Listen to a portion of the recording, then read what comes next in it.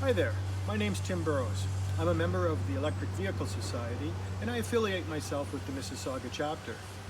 I'm standing here today in beautiful Carlisle beside my 2017 Tesla Model X. I look forward to sharing a little bit more about this car. Of course, there are a lot of things to really love about driving an electric car. One of the things everyone will tell you about, of course, is how quiet they are.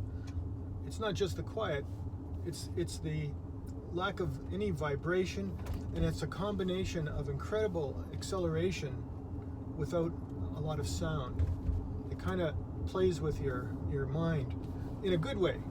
It's a very enjoyable experience. So the Tesla Model X is really priced at the higher end of the EV spectrum.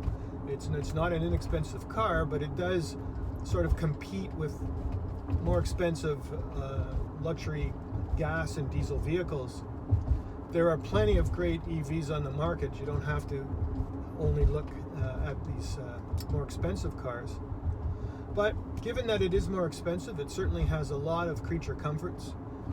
In the wintertime, I get to enjoy heated seats, heated steering wheel, and all the other great things with an EV, being able to preheat, precondition it before you even get out into it.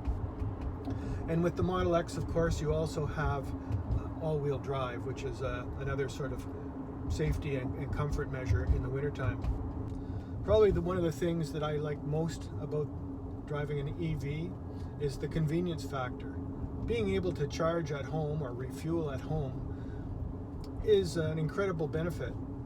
You actually can't appreciate it, I don't think, until you've had that experience and have driven and have charged your car at home a few times. If you've never driven an electric car, then I really can't impress how important it is that you try it. Just get out and go for a test drive. There are so many great electric cars to choose from now, and more coming every year. So with a larger SUV like this, of course, you get the usual spacious interior, lots of cargo room, but with an EV, there's a bonus. With many EVs, because you don't have a gasoline engine in the front, you've got extra cargo space there. So essentially, you have two trunks. This particular EV comes with a 100 kilowatt hour battery, and its rated range, the EPA range on this car when it was new, was 475 kilometers. The reality is, people do not need as much range as they often think they do. Range anxiety is truly a thing of the past.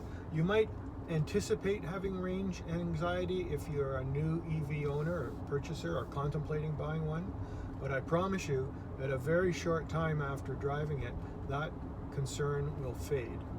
Let's just go and take a quick look at what's involved in charging an electric car.